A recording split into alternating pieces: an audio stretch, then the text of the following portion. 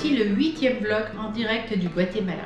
La dernière fois, je vous ai parlé de Livingstone et de Las Conchas. Je ne sais pas si vous avez trouvé que Las Conchas était plus joli que Semuchampe, à vous de me le dire. Aujourd'hui, je vous emmène à Quirigua pour commencer et ensuite je vous parlerai d'une ville du Honduras, Copan. Oui, nous avons fait un détour juste pour aller visiter cette cité maya. Vous comprendrez mieux ensuite.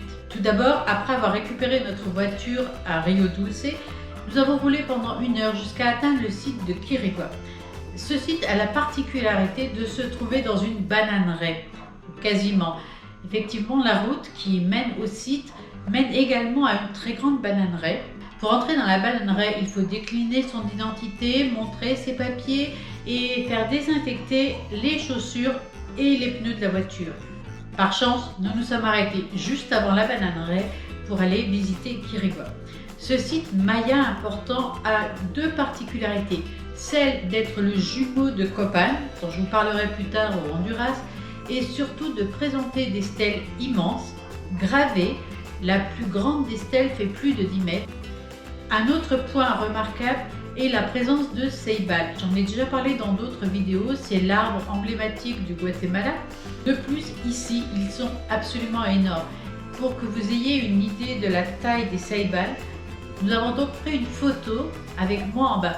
Sans un point de comparaison, il est impossible de se rendre compte à quel point ces arbres sont immenses. Les stèles sont gravées sur 4 faces, elles sont très belles. Je ne saurais vous dire exactement ce qu'elles représentent parce que je ne sais pas, mais le plus simple est de vous les montrer en image.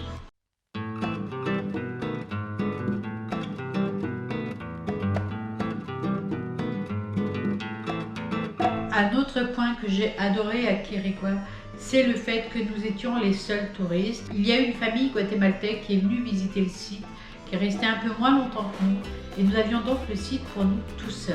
C'est énorme. Puis nous avons quitté Quirigua pour nous rendre à Copan. Copan est une ville située au nord du Honduras, proche de la frontière guatémaltèque. Pour pouvoir franchir cette frontière avec notre voiture de location, il faut obtenir l'autorisation du loueur.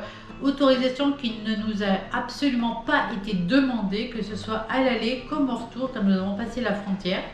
Un autre point qui a été très surprenant, c'est que l'état des routes s'est immédiatement amélioré dès que nous avons passé la frontière du Honduras. C'est devenu de belles routes, je ne sais plus comment, je ne sais pas pourquoi, mais c'est très impressionnant. Copan est une ville qui est tout en hauteur. Je vous mettrai quelques images pour que vous puissiez voir.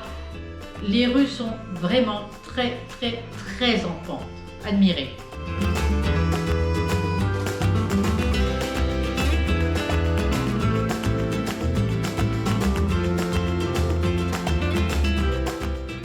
Le site de Copan est magnifique, il est gigantesque, il faut réellement prévoir beaucoup de temps. Vous pouvez faire la visite seule ou prendre un guide à l'entrée, ils attendent et vous proposent leur service. Nous avons donc choisi de prendre un guide vraiment pour mieux connaître l'histoire, pour mieux la comprendre. Ça me paraît plus important que de se balader entre des temples sans avoir aucune idée de ce qu'ils représentaient, à quoi ils servaient, etc. Première chose que j'ai appris, c'est que tous les temples, toutes les stèles, tout était en rouge, couleur du sang, couleur de la vie, obligatoirement, et que le roi faisait un auto-sacrifice toutes les semaines, c'est-à-dire qu'il se perçait le doigt, l'oreille, la langue jusqu'au pénis pour faire couler du sang, pour nourrir la terre dont il était le fils. Chaque fin de semaine également avait lieu les sacrifices. Il fallait qu'il y en ait 2, un sur le jeu de pelote, un sur la grande place. Sur la grande place, c'était soit un prisonnier jeune et bien bâti pour plaire aux dieux, soit un volontaire qui pensait ainsi se réincarner en astre. Selon la légende dont je vous ai déjà parlé, chaque roi faisait recouvrir le temple de son prédécesseur pour bâtir le sien. Un seul temple fait exception, c'est le temple de Rosalinda, un temple magnifique qui a été recouvert mais pour le protéger par les successeurs du gouverneur qui l'avait fait bâtir. Il est toujours en place, on peut en voir un petit peu par des tunnels qui ont été creusés. et une réplique exacte au niveau de la taille, des couleurs, etc. a été créée dans le musée qui est adjacent. Toutes les stèles sont gravées, elles sont gigantesques. Il y a aussi quelque chose d'extraordinaire qui d'ailleurs justifie la réputation de Copán, c'est l'escalier des hiéroglyphes. L'escalier des hiéroglyphes a été trouvé démantibulé, un peu comme un puzzle dont on aurait mélangé les pièces. Pourquoi était-ce si difficile? Tout simplement parce que cet escalier raconte l'histoire des dynasties de la première jusqu'à la dernière, celle du gouverneur qui l'a créé. Le gouvernement américain a aidé le gouvernement du Honduras pour les travaux de déblaiement du site de Copán. En échange, ils avaient demandé une pièce de l'escalier de Copán, ce que les Honduriens ont accepté. Et ils ont pris la pièce la plus belle, la plus représentative, qui siège maintenant dans un musée américain. Le roi 18 Lapin a fait graver une stèle avec la prédiction qui lui avait été faite. Il allait mourir dans les 2 ans. Le chien aussi s'y continue. 2 ans après, le roi 18 Lapin a refusé l'alliance avec le roi de Tikal. Celui-ci l'a fait enlever et décapiter. Il a donc respecté la prédiction. Les Mayas avaient l'habitude d'utiliser le paysage, la faune, la flore pour décorer les stèles. Les artistes étaient souvent des membres de la famille royale puisqu'il fallait que ce soit des gens qui n'aient rien d'autre à faire. Être sculpteur était un poste socialement valorisant, valorisé et vraiment reconnu. Un roi avait une épouse officielle et 15 concubines. Ces concubines se sont battues entre elles pour devenir premières dames. En se battant, elles ont mis le feu à leur lieu d'hébergement. On ignore où elles sont allées vivre après, mais visiblement, la bagarre a dû être rude. Et il paraîtrait qu'après ça, le roi n'a plus eu de concubine. Un point connu, mais qui me plaît toujours, les graines de cacao servaient de monnaie, comme nos euros actuellement. Un autre point, la stèle du roi 18 Lapin a une particularité. Elle a été placée à un endroit qui fait que le 21 juin de chaque année, le soleil inonde la pierre totalement sur toutes les faces sans un seul point d'ombre, à midi précise. Nous avons visité le musée qui est attenant au site de Copán, qui est réellement très intéressant. La réplique exacte du temple de Rosalinda, c'est un très beau temple. Il y a énormément de pièces originales trouvées sur le site de Copán. On ne sait plus où poser les yeux tant il y a de belles choses à voir.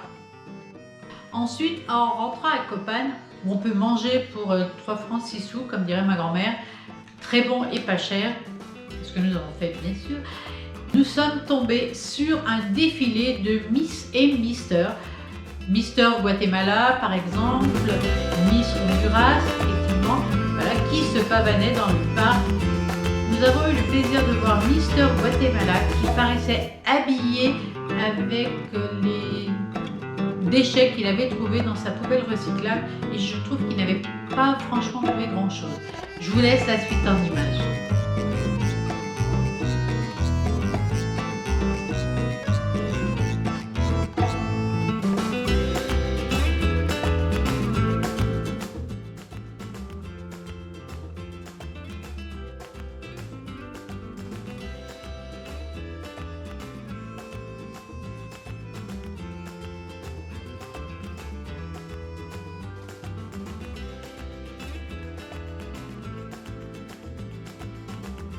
Le prochain vlog va traiter des chocs culturels vécus au Guatemala pendant notre séjour. Je ne sais pas si vous les connaissez, je ne sais pas si vous en avez déjà entendu parler, mais ne ratez pas le prochain vlog. N'hésitez pas, comme d'habitude, les chiens vous le précisent également, ils vous le disent aussi. Abonnez-vous, partagez, likez, mettez des commentaires, encouragez-moi dans mon travail. Je passe beaucoup de temps sur les montages et j'espère que cela vous plaît. Et puis, comme d'habitude maintenant, sur d'autres images. À bientôt!